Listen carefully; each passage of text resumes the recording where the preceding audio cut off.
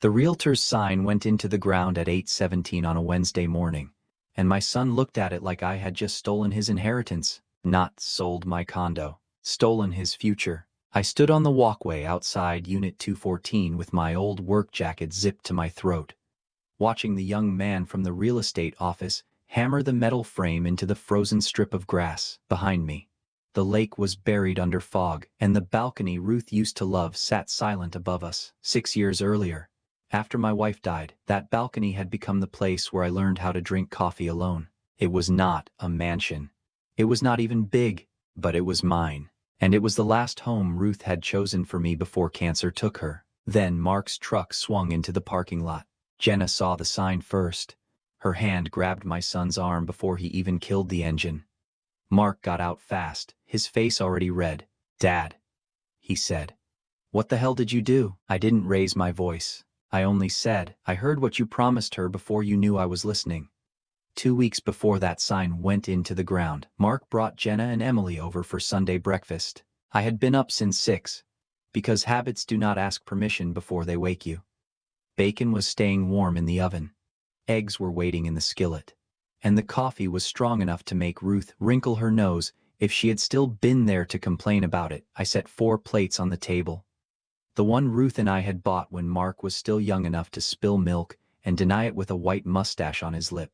Emily came in first, 16, tall, careful, carrying rolls from the bakery. She kissed my cheek and asked if she could help.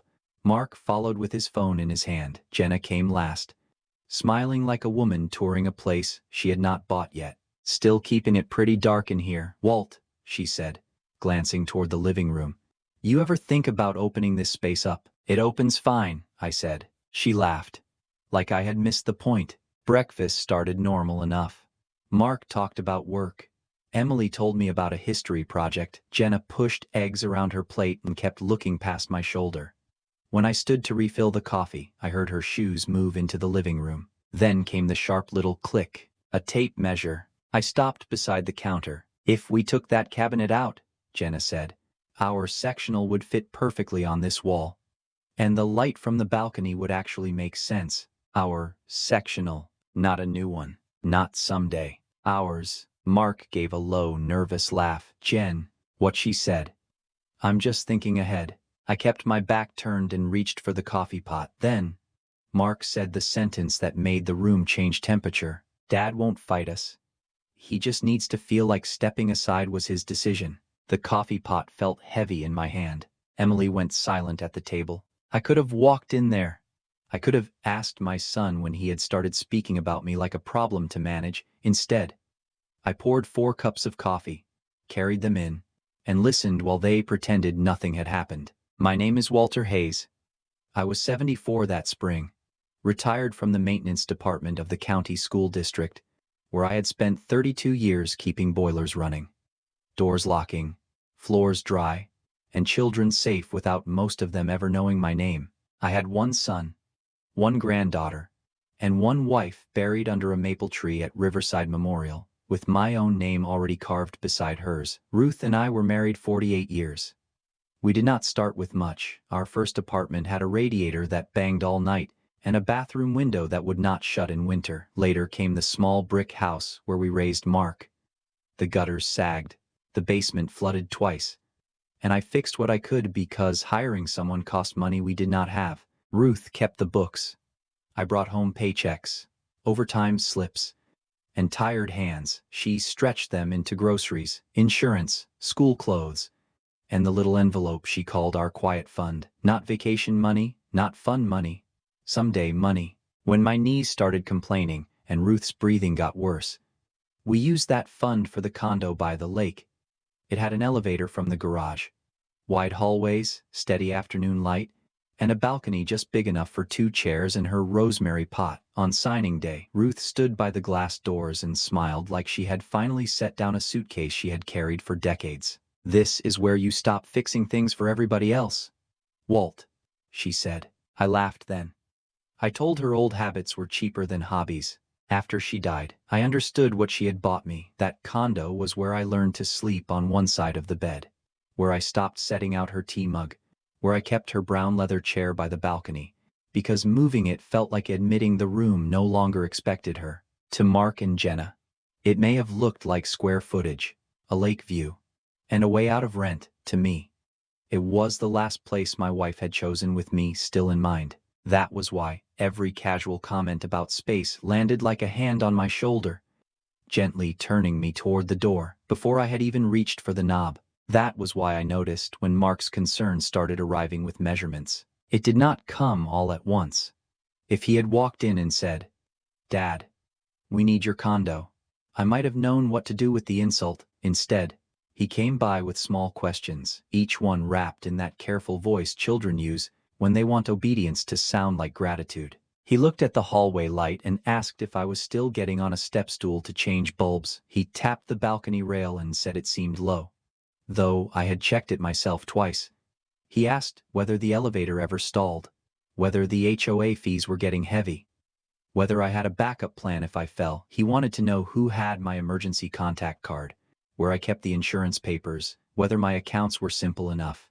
"I just don't want you dealing with too much, Dad," he said, standing in my kitchen around a coffee mug he had not filled himself. "I spent 32 years dealing with too much," I said. "I know," he answered quickly, "but you're not getting younger." Jenna was better at making pressure look decorative. She never said they wanted my home. Not at first. She left a glossy brochure on my counter for an independent living community with walking paths, card rooms, and smiling men in golf shirts. "You'd have people your age around," she said. "Less maintenance, more freedom." "I have freedom," I told her. "I decide when to ignore the maintenance." She smiled like I had proven her point. Later, I learned their rent had jumped again. Mark's commission checks had shrunk, and Jenna's mother had been asking how long they planned to keep throwing money away on someone else's mortgage. I understood pressure. A man who raised a child on overtime understands pressure. But pressure does not give you the right to start planning around a living person, like he is already gone. Then the comments changed. "You barely use the second bedroom. That dining table is too big for one man. This view is wasted if nobody sees it." One Sunday, while Emily helped me clear plates, Jenna stood in the living room with her arms folded and looked around like she was standing inside a listing photo. "This place should really be used by a family," she said. Emily froze with a plate in her hands. Mark heard it. I know he did, because his jaw moved the way it did when he swallowed something bitter. But he said nothing. That silence told me more than Jenna's words. After that, I caught the change.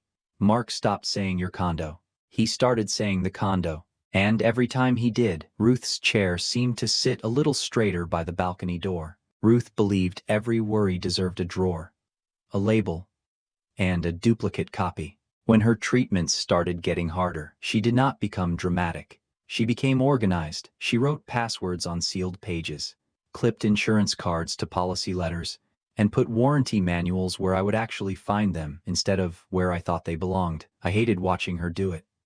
A man can fix a leaking pipe, replace a dead outlet, patch drywall after a storm. He cannot tighten a bolt around time and make it hold. The blue folder appeared on my desk 3 months before she died. It was nothing special, just a plain office folder with 2 pockets and a metal fastener. Ruth had written on the front in black marker for Walt, important.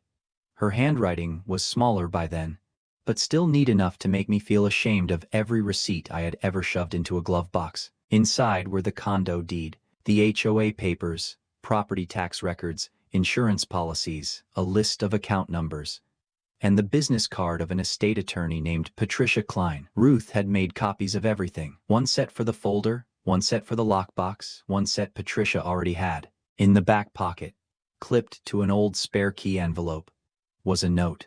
"Walt, don't let guilt hold the pen." The first time I read it, I shut the folder and walked out onto the balcony like the air had gone bad inside. I understood what she meant. Ruth had loved Mark, but she had also seen me bail him out too many times.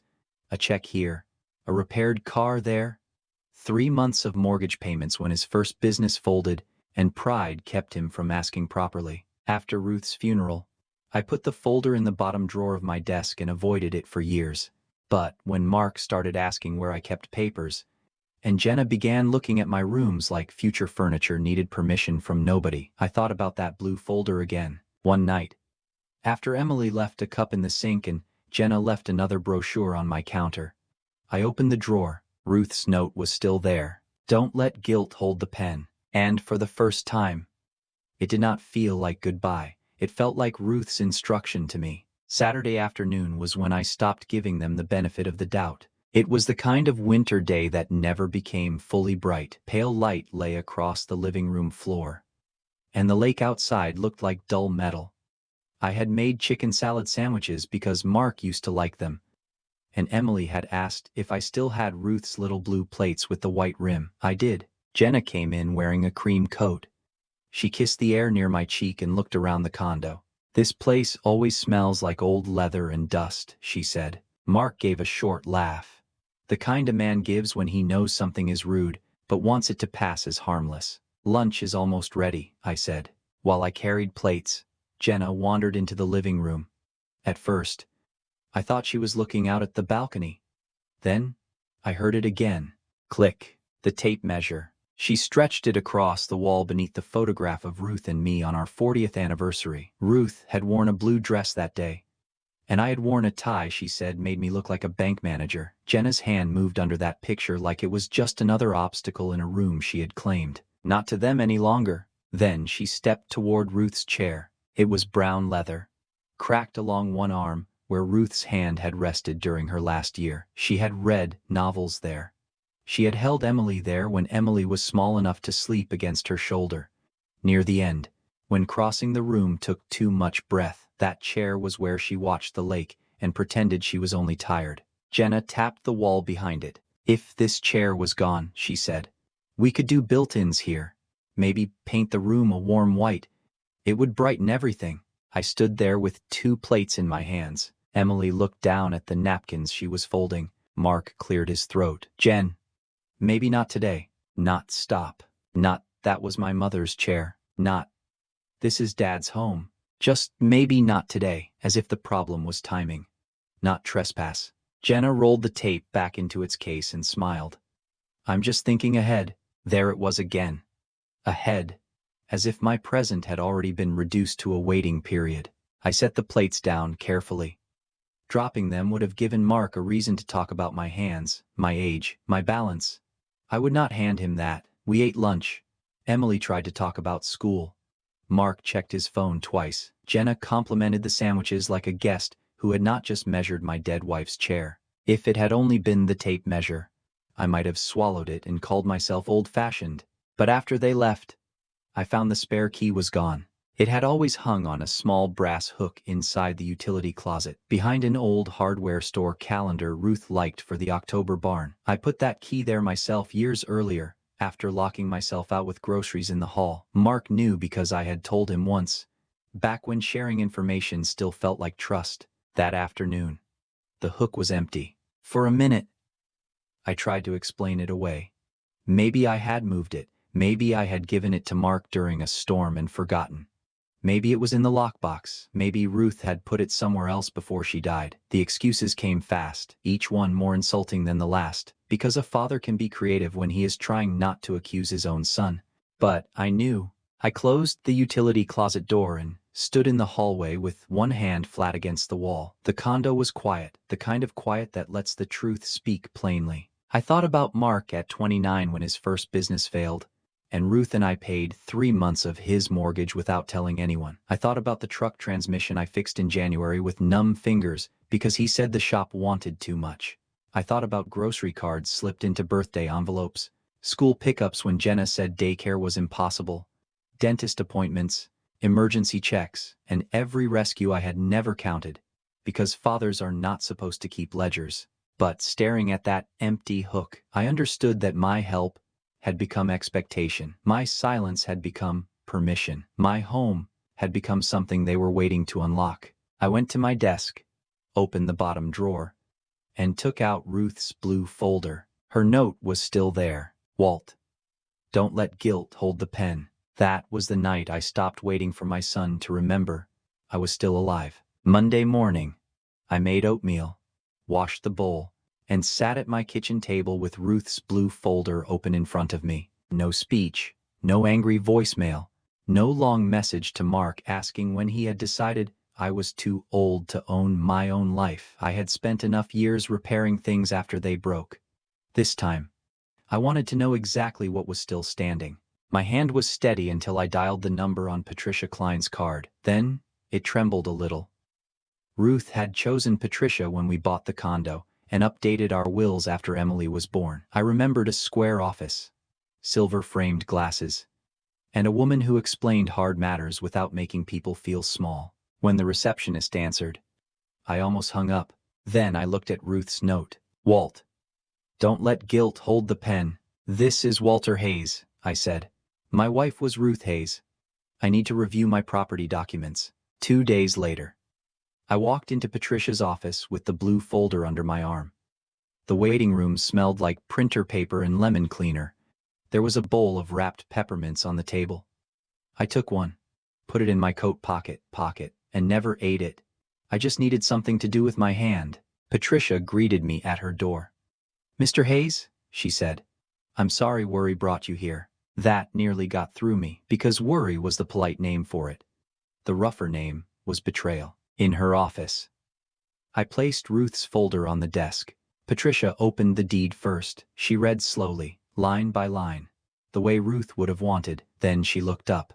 The condo is solely in your name, she said. Your son has no ownership interest. I nodded, but she must have seen my face. Mr. Hayes, she added, no one can promise a home they do not own. Something in my chest settled. Not joy, not relief exactly. More like the floor had stopped tilting. We reviewed my will, my trust, emergency contacts, account access, and the informal key permissions the building kept for residents. Patricia explained what could be changed immediately, what needed signatures, and what had to be notarized. There was nothing dramatic about it, no threat, no revenge speech, just papers, dates, copies, and a man finally asking questions he should have asked sooner. Before I left, Patricia copied the deed and gave me a sealed envelope with her card inside. I walked out carrying the same blue folder, but now, it did not feel like grief. It felt like proof, and proof changed how I stood there. Proof changed small things first. The next morning, I drove to First County Bank with Ruth's blue folder riding on the passenger seat like a second person in the car. I put the original deed, the HOA papers, the insurance policies, and Ruth's note into a safe deposit box. I kept copies in a fireproof lockbox in my bedroom closet, because Ruth had believed 1 copy was optimism and 2 copies were common sense. After that, I went downstairs to building office. Frank Delgado, the manager, looked up from a stack of maintenance requests when I stepped in. Morning, Mr. Hayes. Elevator giving you trouble? No, I said. I need Mark removed from the emergency key list. Frank paused, but he did not pry. Men who manage buildings learn when a question is not theirs to ask. I'll update it today, he said. That afternoon, a locksmith rekeyed my front door. When he handed me the new keys, I put one on my ring and one in the lockbox. No hidden spare, no brass hook in the utility closet, no quiet way inside for anyone who had confused trust with permission. It felt strange how ordinary it all was. The door still opened. The hallway still smelled like carpet cleaner. The lake still sat beyond the glass, but something had shifted. My home had stopped being easy to enter. I also stopped answering every time Mark called. That may sound simple, but fathers have their own unwritten laws. When your son calls, you pick up. When he needs money, you help if you can. When he sounds frustrated, you make his problems smaller. That week, I let the phone ring until it became only a sound. Jenna left the first voicemail. Hey, Walt, you seemed a little tense last weekend. Hope you're not upset. We were just trying to help. Not sorry. Not did we cross a line. Just hope you're not upset. As if my anger were a loose screw she expected me to tighten myself. Mark called later. Dad, he said when I finally called back after dinner. Why are you being so hard to reach? I had things to handle. What things? The kind a man handles for himself. There was a silence I enjoyed more than I should have. 2 days later, Mark stopped by without calling. He walked in after I opened the door and went straight toward the utility closet. I watched him pull it open and stare at the empty hook. Where's the spare key? In a safer place. His jaw tightened. "Why are you acting like this?" I folded the towel in my hands. "I'm acting like the owner." 3 nights after Mark found the empty hook, he came over to fix my printer. I had mentioned the orange warning light on the phone, mostly to fill silence. And before I could say I would handle it, he said, "I'll stop by after work. You shouldn't have to mess with that stuff." There was a time when that sentence would have sounded like a son's kindness. That evening, it sounded like another vote against my competence. He stood in the alcove beside the kitchen, sleeves rolled up, poking at the printer tray with the confidence of a man who believed fixing one machine gave him authority over the whole room. I made tea because habits are stubborn, even after trust starts dying. His phone lay face up on the counter beside Ruth's sugar bowl. The screen lit. I did not touch it. I did not lean closer. I only turned at the wrong second. Or maybe the right one. "Jenna, did you get your dad to agree yet?" "I told Mom we'd be in the condo before June." My hand froze around the mug handle. Mark glanced at the phone, then at me. I turned toward the kettle before he could read my face. He picked it up and typed fast, thumbs moving like he was putting out a fire he had started himself. Then he set it down. The screen lit again, almost. "He just needs to feel like stepping aside was his idea." There it was. Not concern, not poor wording, not Jenna dreaming out loud with a tape measure. A plan. My son had not been checking whether I was safe. He had been checking whether I was close enough to surrender. I poured the tea. A little spilled into the saucer. But Mark did not notice. He was too busy feeling useful. "All set," he said a few minutes later. "You had the paper loaded wrong." "Thanks," I said. He kissed the side of my head before leaving. And I stood still until the lock clicked behind him. Then I sat at the kitchen table, took out a yellow legal pad, and wrote the date, the time, and every word I had seen. I did not know what would matter legally. I only knew memory could be talked out of itself. I folded the page and slid it into Ruth's blue folder. That was the night doubt stopped protecting him. The next person I called was not my son. It was Patricia. I asked her for the name of a realtor who understood the difference between an older man choosing to sell and a family pushing him out. She gave me Nora Fields. Nora came Thursday, carrying a leather folder and wearing boots sensible enough for winter sidewalks. Before she sat at my kitchen table, she asked if the chair was free. That small courtesy mattered more than she knew. "Mr. Hayes," she said, "before we discuss price, I need to ask plainly, is anyone pressuring you to sell?" I looked toward Ruth's chair by the balcony doors. Morning light touched the cracked leather arm where her hand had rested. "People have been pressuring me to give up control," I said. "That is not the same thing as me choosing." Nora waited. "I am not selling because my son wants me gone," I told her. "I am considering selling because I no longer want to live in a place where he has started counting the rooms before I'm finished living in them." She nodded.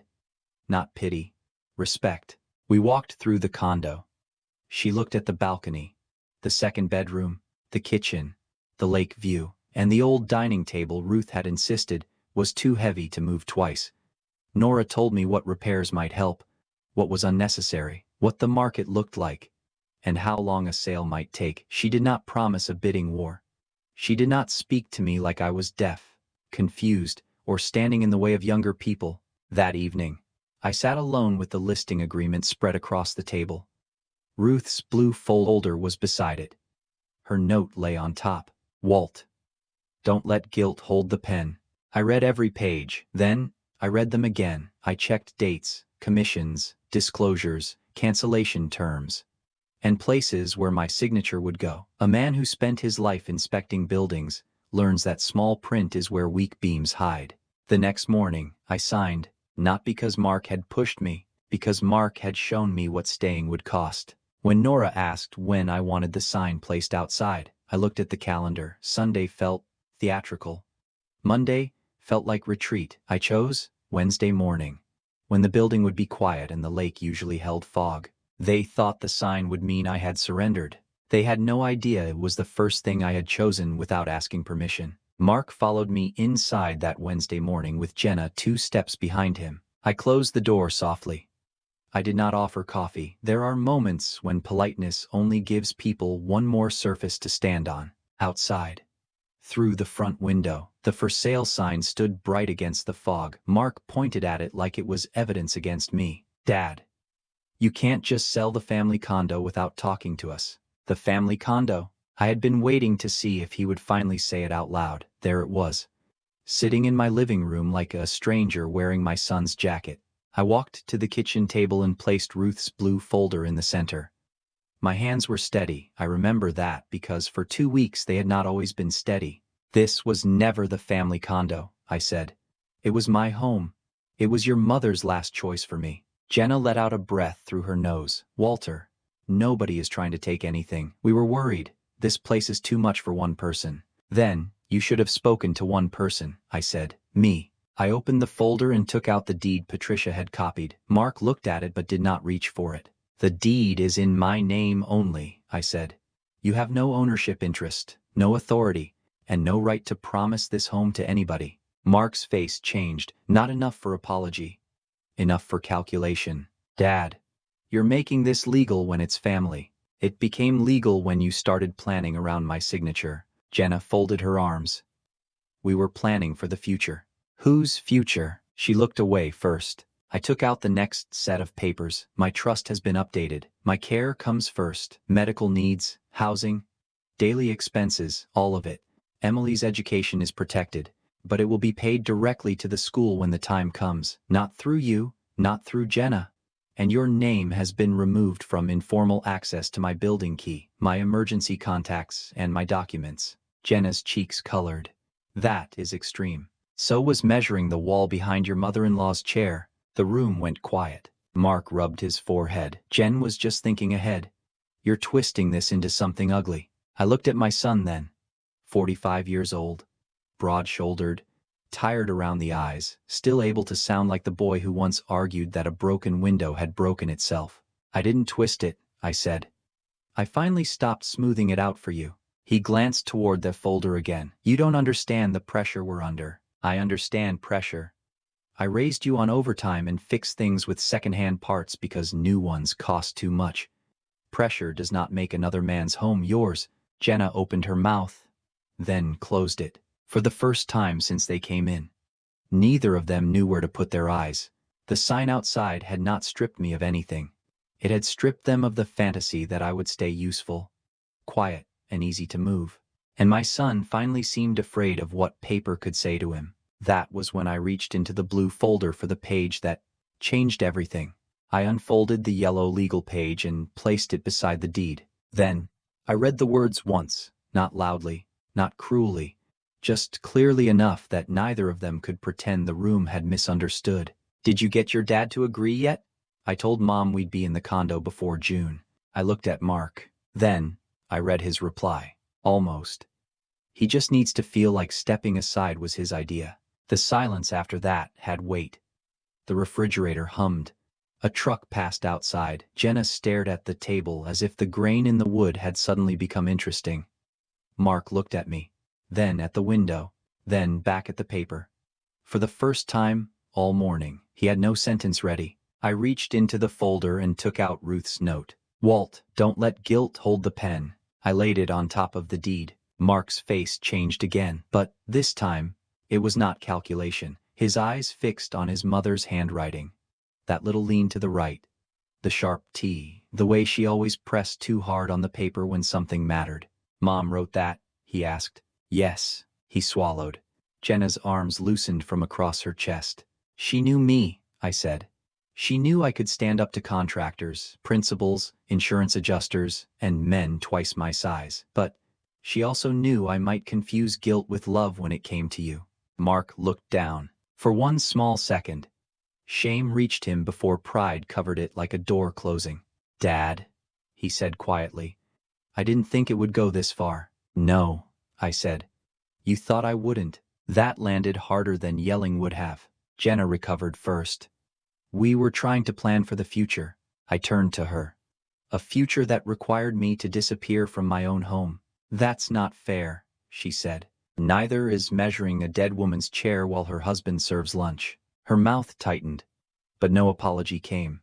I looked at both of them then. My son and the woman who had taught him to call greed planning. I did not look away then. Concern stops being love, I said. When it comes with a tape measure, a deadline, and someone else's signature already imagined at the bottom of the page. Jenna was the first to speak. So, what are we supposed to do now? She asked. Not, I'm sorry. Not, we were wrong. Not even we hurt you, just what happens to us now. As if my boundary were another inconvenience I had created for them. You'll do what other families do, I said. You'll live in a home that belongs to you. Mark kept staring at Ruth's note. Dad, I didn't mean it like that. I believe you, I said. I don't think you meant for me to hear it. His face tightened, but he had no answer. They left without shouting. Jenna walked ahead of him, stiff-backed, already angry at the consequences instead of ashamed of the cause. Mark stopped at the door like he expected me to soften, to make room for his regret before he had earned forgiveness. I did not move. That evening, my phone rang 4 times, twice from Mark, once from Jenna, once from Mark again. I let every call go to voicemail. Emily called the next afternoon. I almost let it go to voicemail, because by then the sound of my phone had started to feel like a hand reaching for my doorknob, but her name on the screen did not feel like a demand. It felt like a question standing in the cold. Grandpa, she said when I answered. Hi, Em. She was quiet for a moment. I could hear traffic somewhere behind her, maybe outside the school, maybe from Mark's truck. When she spoke again, her voice was smaller than 16 should sound. Are you moving because you want to? She asked. Or because Mom and Dad made you feel like you had to? I sat down in Ruth's chair. The leather creaked under me, familiar and old. And for a second I had to look toward the lake so my voice would stay even. I'm moving because I chose to, I said. But I made that choice after I found out other people were making plans without me. Emily breathed in sharply. Then she started crying. Not loudly, just the way a good kid cries when she thinks she has failed somebody older. I saw Mom measuring the wall, she said. The one by Grandma's chair. I should have said something. No, I said at once. You listen to me. You are not responsible for protecting me from grown people. But I knew it felt wrong. Knowing something feels wrong, and being able to stop it are not the same thing. She sniffed. I don't want you to think I wanted your condo. That one hurt in a different place, softer, but deeper. I know you didn't, I said. That's why my door can still open for you. She cried harder then.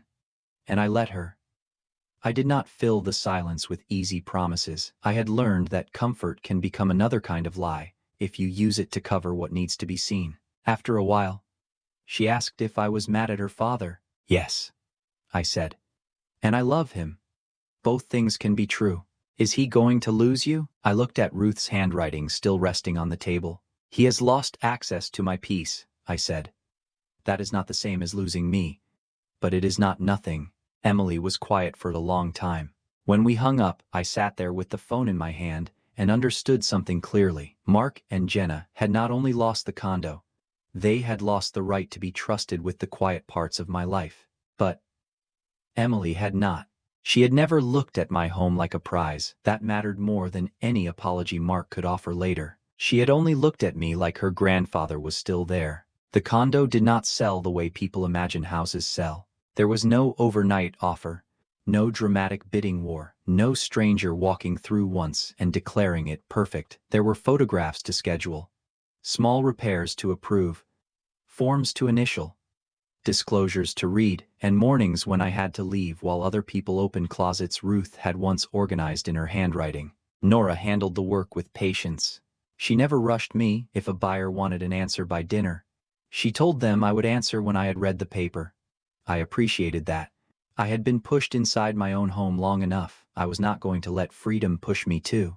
For weeks, I watched strangers stand where Mark had stood and talk about light, storage, flooring, and views. None of them bothered me the way my own son had. They were only seeing property.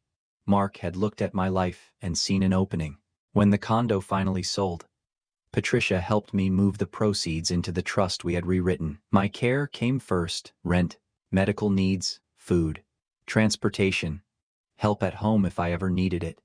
All protected before anyone else's convenience. Emily's education was set aside separately, paid directly to the school when the time came. Not to Mark, not to Jenna, Not through any account they could explain themselves into touching. Another portion became Ruth's scholarship.